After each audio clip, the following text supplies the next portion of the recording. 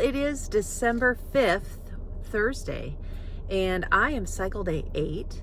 And so I'm getting closer to another ovulation, and I have not taken any tests yet. So I have my Mira here that I'm going to get going, and I also have the Easy at Home LH strip to see exactly what it's doing and what it looks like on cycle day 8. I did have some feeling in my ovaries yesterday, I think it was. And so just curious to see what's happening. I'm hoping to ovulate next Tuesday.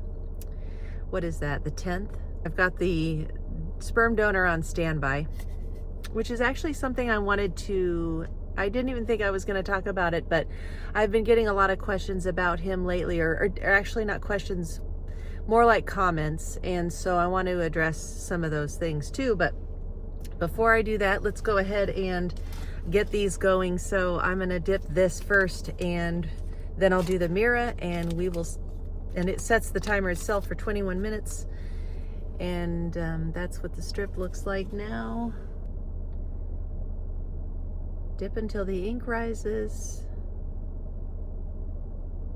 All right, so that is running through. And then here is the Mira wand. Yeah, this is what the stick looks like, and you just dip this end in the urine for 20 to 25 seconds. I just stick to the 20, so 1, 2, 3, 19, 20. And the cap comes off, turn it around and put it on. And I'm really kind of excited to see what my hormones are doing on cycle day 8. So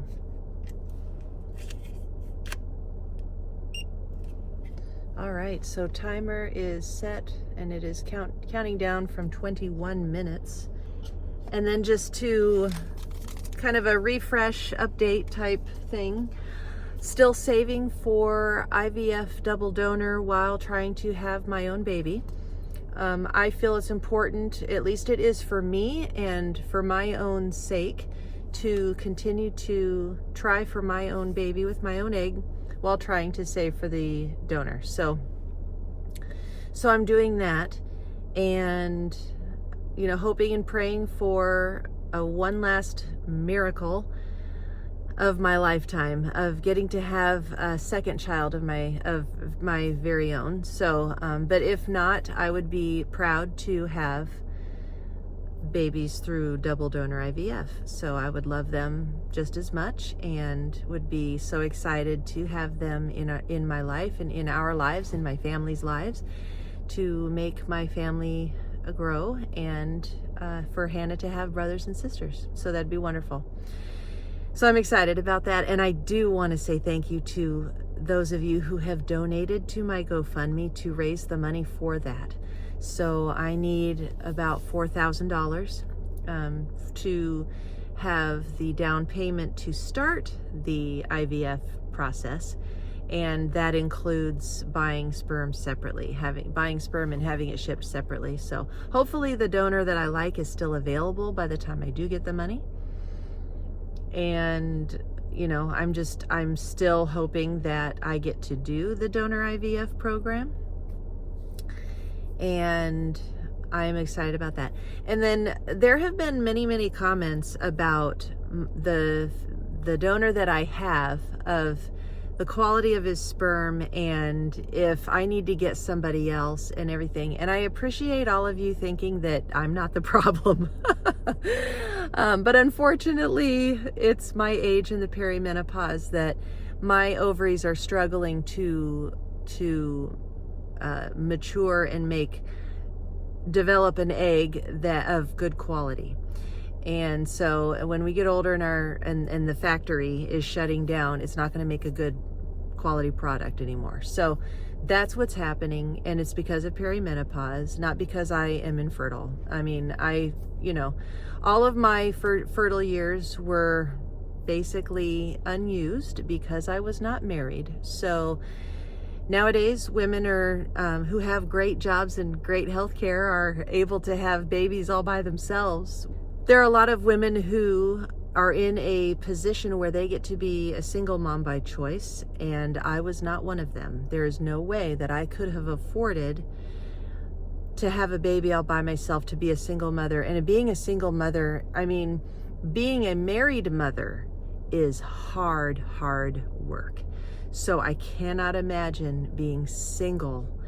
And I mean, patients come into the office. I had a lady actually just in the other day needing a root canal, and she was just saying, you know, I'm a single mom, you know, not by choice, and I can barely afford anything, let alone, you know, to try to save my tooth. So it's just, it's a hard place to be in. So for those that are choosing to do that, you know, it's not because they don't want a husband, and it's not because they don't want a relationship, but they're at that point where they might not get to have their own kids if they don't do something about it. I was not in the position to have children all by myself. It's a hard job. To be a parent is the hardest job on the planet, and it's a hard job even when you have a husband there to help you. It's still very hard. Back to the sperm donor. So he has many recipients. I'll call the women that get his donations his recipients. Let's just call them that are pregnant, or send him pictures of the babies that they have had because of him. And they are beautiful little blonde kids. They all look the same because they all look like him. You know, blonde hair, blue eyes, and they all look about the same as the children, the 4 children that he has had with his wife. So he is extremely fertile, and I have gotten pregnant many times with him. I have chemical pregnancies because my eggs are not the quality that they needed to be to create a healthy, normal embryo that would then, you know, that would stay implanted. It implants, but then it fails. And so it creates enough HCG to get a positive pregnancy test, and then it peters out and unfortunately goes away. It's sad, but it keeps me going, thinking, well, if you know, I'm still getting pregnant like I used to, and you know, just hoping that my hormones can balance and that my ovaries can have one last hurrah and make a good healthy egg. And I'm hoping that that's next Tuesday. For either way, if it doesn't happen by the time I save the money for the donor, then I will pursue that. I'm hoping to pursue that, and I'm almost just wanting to just dive in and then just stand back and just see what happens. You know, how many eggs fertilize, how many make embryos, how many are viable, you know, with, you know, compatible with life, and go from there. So it'd be very interesting to see what happens there, hoping and praying that one of those babies becomes my baby. You know, but there's no guarantee, of course, that anything will happen, but the chances are very good with a donor because she's young and fertile, and there's no reason why her eggs wouldn't come out with a good quality. The sperm donor that I'm using now is a wonderful, generous human being, let alone extremely fertile. And I also did a video last fall where I put a droplet of his sample under a microscope that is in the extender solution that he puts the sperm in when he sends it to me. And it's also tightly enclosed in a lot of wrapping with an ice pack. So, you know, he is a pro at this. And so there are a lot of you out there that are saying that I need to get somebody else and that he's no good, and how do we know he's quality and all this kind of stuff. Well, that's how I know. I know from all the women that have had his baby. And of course, the doctor, the reproductive endocrinologist at CNY, told me put his sample under a microscope, and that's why I did that last fall. And it showed that the sperm were aplenty and alive and swimming all around frantically trying to find an egg that wasn't there. Anyway, so that's how I know he's a good quality sperm donor, and it's too bad that I don't get to use him for the double donor IVF, but he would have to jump through all of CNY's hoops, and I'm not going to ask him to do that, and he's not going to do that. So he doesn't even, I didn't even bring it up to him because I don't even want to go there. Like, he's got his own family, he's got his own life, and he's not going to be going to a clinic to jump through their hoops just to donate to me. So that's okay, because it's not like he's a husband, you know, it's not like he's my husband where I just have to have his sperm and nobody else's. I'll just, you know, I already found another donor that I liked, and I have to pay $25 extra just to see what he looks like as an adult man. And once I get closer to having the down payment for the donor program, I will pay the $25 to make sure that he's the guy I want, and then we'll go from there. So anyway, this is almost done processing. Take a look when it's done, and we'll see what we might expect next. Okay, I heard the beep go off for the Mira, so let's go ahead and look at the Easy at Home first. So let's see what this looks like. I have no idea. I have no clue as to how light or dark this line could possibly be, but we'll hope that it's light on cycle day 8. So, oh crap, I know I felt some things in my ovaries, but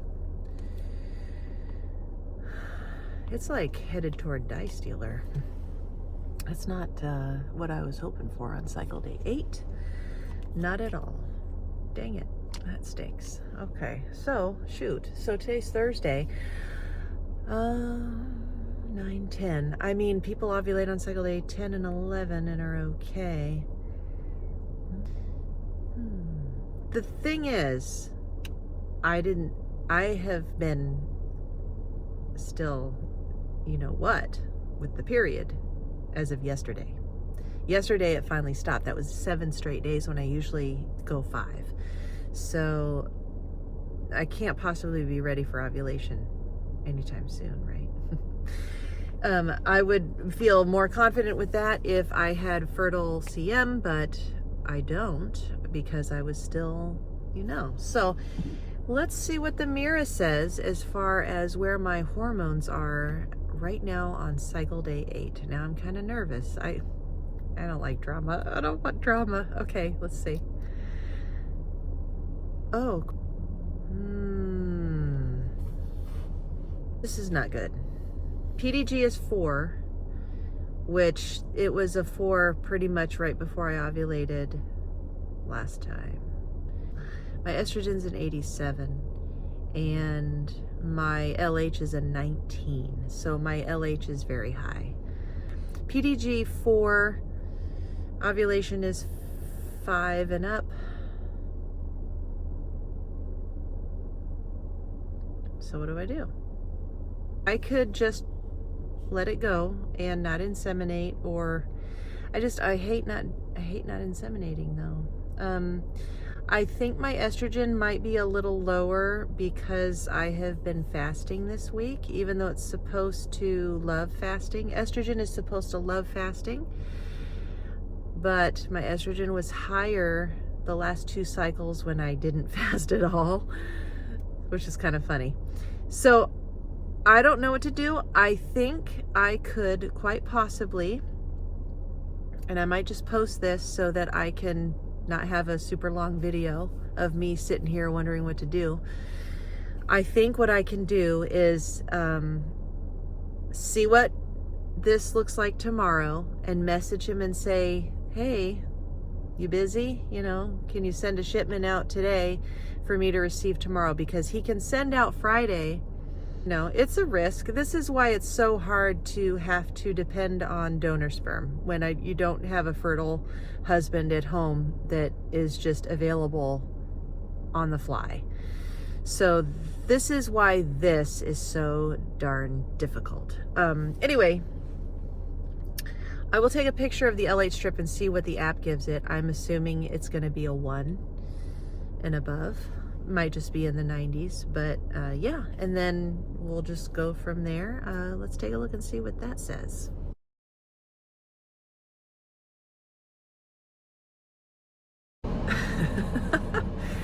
This is not what I was expecting to do today.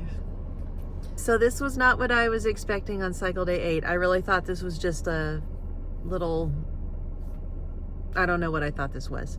So it was a 0.92, which is not a 1 or whatever, but it's high enough to be close to, if not in a surge or about to surge already.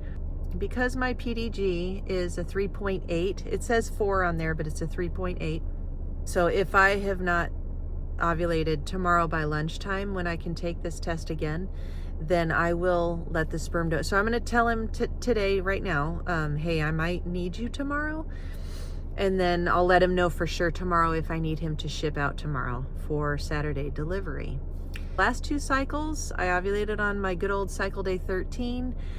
This time in perimenopause, it didn't matter because my ovaries are in perimenopause and are struggling to make a good egg. So I don't think at this point it really matters what day I ovulate. If the egg is good and comes out on any day, that's not too early, you know, for a good healthy egg to be made and be developed, then, you know, I could quite possibly get pregnant with a healthy egg. But there's always a possibility, there's always hope, there's always a chance that if you're ovulating and you have a good egg come out, you could get pregnant with a healthy baby. So this is interesting. I was just not expecting this at all, this right now. So, but like I said, I want to, you know, try every egg I can before I save up for IVF. So I will end with this, and I will upload this to let you know what's happening right now, and that I will probably contact him and I might inseminate on Saturday. Keep me in your prayers. I'm praying for all of you, and I will see you next time. Bye.